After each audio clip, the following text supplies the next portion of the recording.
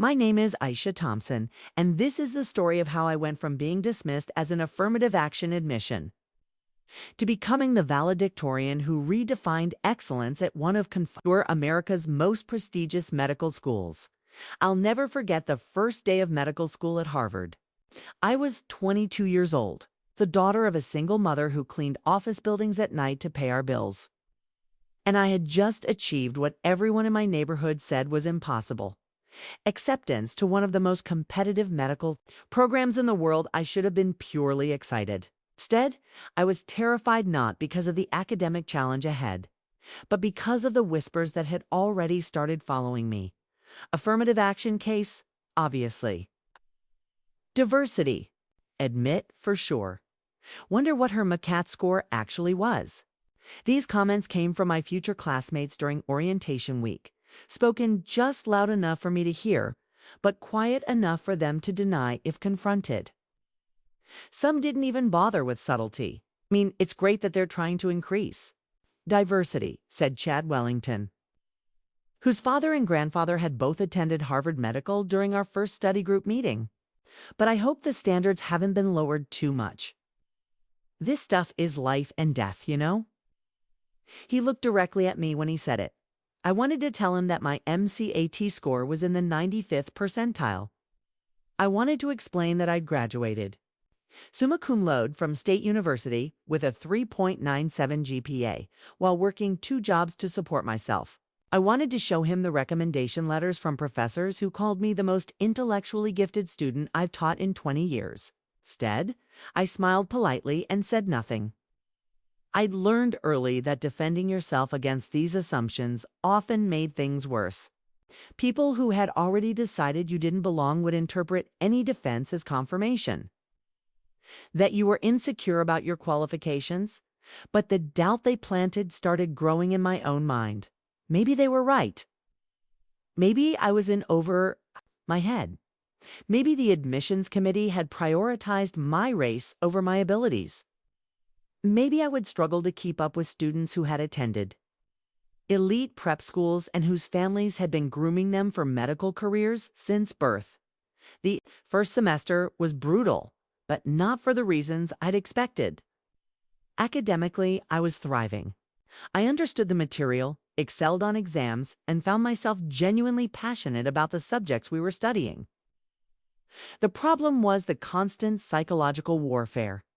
During anatomy lab, my lab partner would explain basic concepts to me that I already understood perfectly, speaking slowly and loudly as if English wasn't my first language. When I scored higher than him on our first exam, he suggested that the test must have been dumbed down. In pathology class, when I answered questions correctly, some classmates would exchange glances that clearly said, "Lucky guess." When I answered incorrectly, those same glances said, "See, I knew it." The worst part was that some professors seemed to share these assumptions. Dr. Richard Hartwell, who taught our pharmacology course, had a habit of calling on me when he thought the answer might be beyond my capabilities. "Ms. Thompson," he'd say with a patronizing smile, "can you explain the mechanism of action for beta blockers?" When I'd answer correctly and thoroughly, he'd look surprised and move on without comment. When I'd struggle with a particularly complex question, he'd nod knowingly and call on someone else to help me out. The constant microaggressions were exhausting. I started second-guessing every success, wondering if professors were grading me more leniently because of my race. I began to doubt my own intelligence, despite clear evidence that I was performing as well as or better than most of my classmates. The breaking point came during my second semester in our biochemistry course. We'd just received our midterm grades, and I'd earned the highest score in the class at 98%. I was proud of the result until I overheard a conversation in the hallway. "There's no way Aisha got a 98% legitimately," said Rebecca Mills, a classmate, who'd scored an 89%. "Professor Chen must be inflating grades for diversity students. It's so unfair to the rest of us who actually earned our scores." "Totally," agreed David Park. "My dad's friend is on the admissions board at Johns Hopkins, and he says they have quotas they have to fill. The bar is definitely lower for certain demographics." I stood there listening to them discuss my accomplishments as if I wasn't a real person, as if my success couldn't possibly be legitimate. That night, I called my mother crying. Mama, maybe I don't belong here. I sobbed into the phone. Maybe they're right. Maybe I only got in because I'm black, and now I'm in over my head. My mother was quiet for a long moment. Then she said something that changed everything. Baby, let me ask you something. When you were growing up and you brought home straight A's from school, did I tell you those grades didn't count because you went to an underfunded school in a poor neighborhood? Oh, Mama. When you got that full scholarship to state university based on your test scores and grades, did I say it didn't matter because the competition wasn't as tough as at private schools? No. So why are you letting these people convince you that your accomplishments at Harvard don't count? You earned every single grade you've gotten. You've worked harder than most of these kids have ever worked in their lives. Don't you dare let their insecurity about your success make you doubt your own ability. That conversation sparked something. In me, I realized I'd been allowing other people's prejudices to diminish my own self-worth. I'd been so focused on proving I belonged that I'd forgotten something crucial. I wouldn't be at Harvard if I didn't belong. The admissions committee hadn't done me a favor. They'd recognized my potential. I made a decision that night. Instead of shrinking away from attention or downplaying my successes, I was going to excel so undeniably that no one could question my legitimacy. I was going to work so hard and achieve so much that the affirmative action whispers would be drowned out by my accomplishments. The transformation didn't happen overnight, but it was dramatic. I stopped apologizing for taking up space in study groups.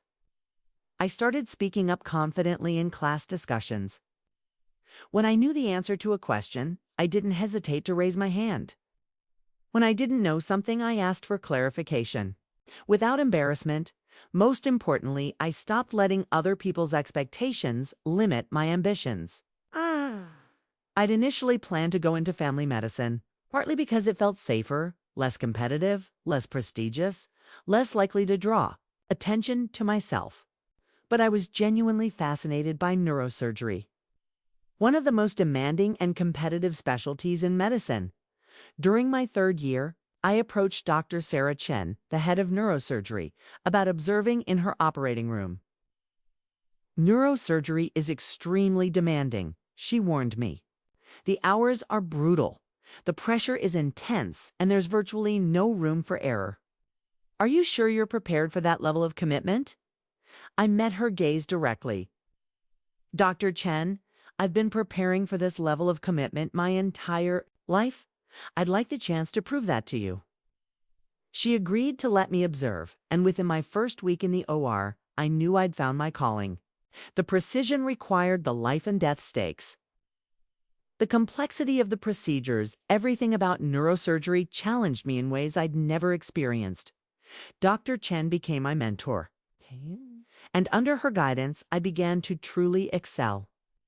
I spent every free moment studying neurology and neuroanatomy. I volunteered for research projects. I attended every surgery I was allowed to observe. My passion was so evident that other faculty members began taking notice. Aisha has the most natural surgical instincts I've seen in a student in years, Dr. Chen told the department during my evaluation. Her hand-eye coordination is exceptional. Her decision-making under pressure is sound, and her knowledge base is comprehensive. She's exactly the kind of student our neurosurgery program needs. Asterisk, but my success in neurosurgery seemed to intensify some classmates' resentment. The whispers evolved from questioning my admission to questioning my clinical performance. Of course, she's getting special attention from Dr. Chen, I heard Rebecca Mills say during our fourth year. They need diversity in neurosurgery, so they're probably fast-tracking qualified minorities. I heard the department has to meet certain quotas, added Chad Wellington. It's not really about merit anymore. By this point, though, their comments couldn't touch me. I knew my worth, and more importantly, my performance spoke for itself. I was consistently scoring in the top 5% of my class on standardized exams.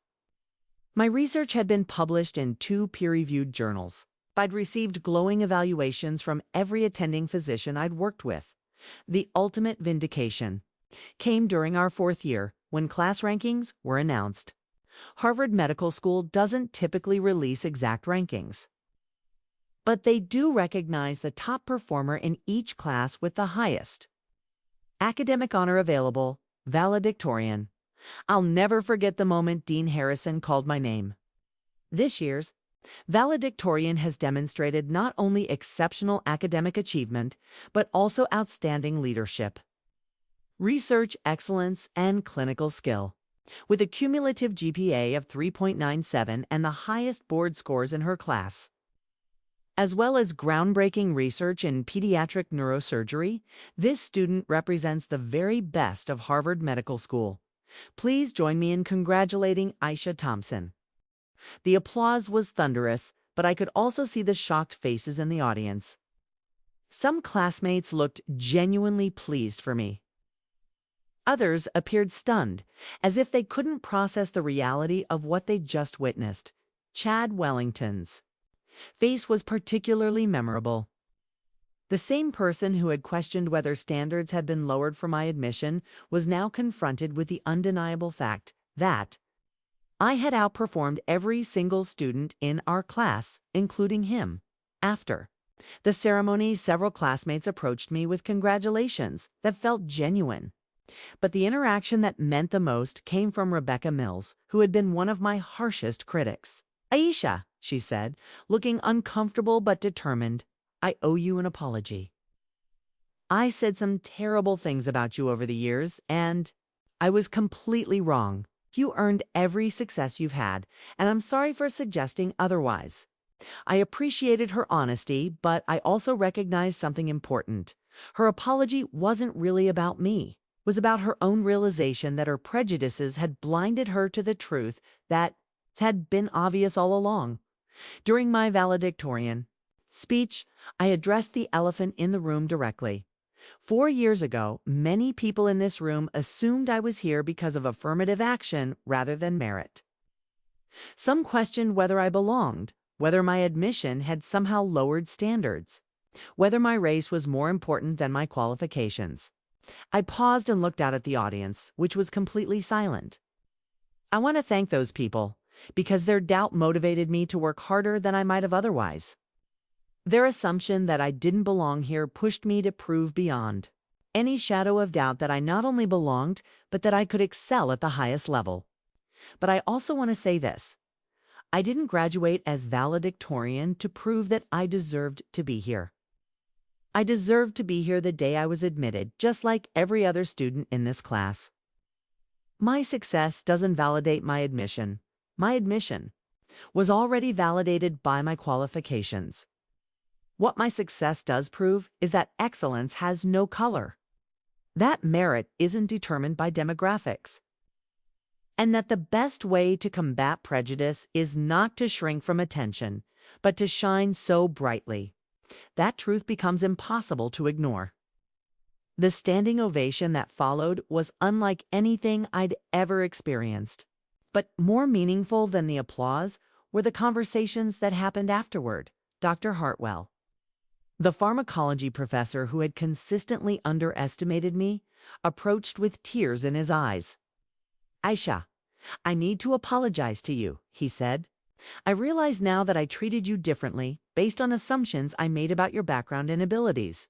You deserved better from me, and I promise to do better with future students." Dr. Chen, my mentor, pulled me aside later that evening. "Aisha, what you accomplished here goes beyond academics," she said. "You've changed how this institution thinks. About merit, about potential, about what excellence looks like. The students who come after you will benefit from the path you've carved." 6 months later, I matched into neurosurgery at Johns Hopkins, the most competitive program in the country. My success had opened doors not just for me, but for other students of color who had previously been discouraged from pursuing competitive specialties.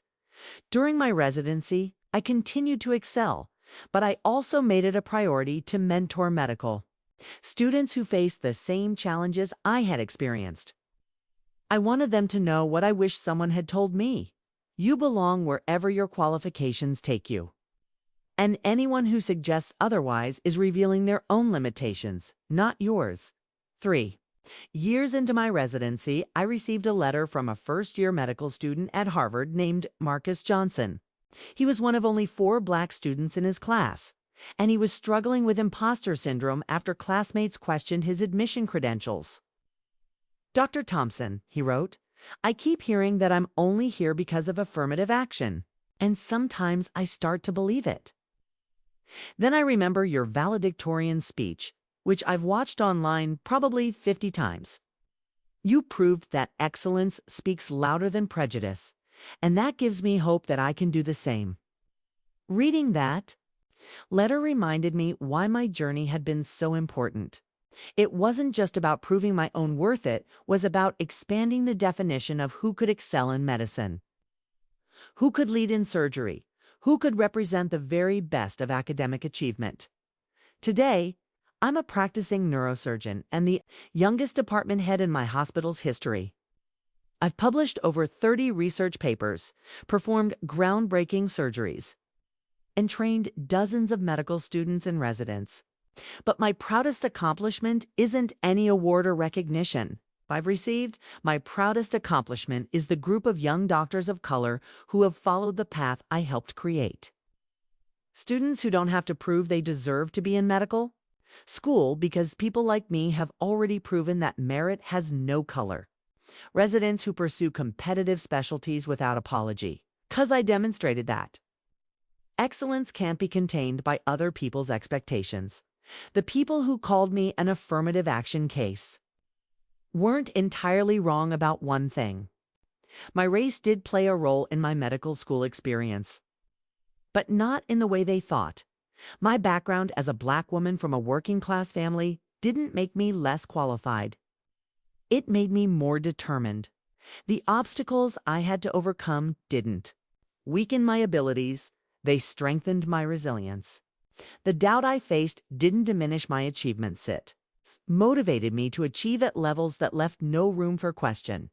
I didn't succeed despite being Black, succeeded while being Black, proving that excellence comes in all colors, and that the best way to combat prejudice is not to hide from it, but to shine so brightly that it illuminates the truth for everyone to see. My name is Aisha Thompson. And this is how I learned that the only validation you need is the kind you give yourself when you know your worth. Other people's doubt becomes fuel for your determination rather than a weight on your confidence.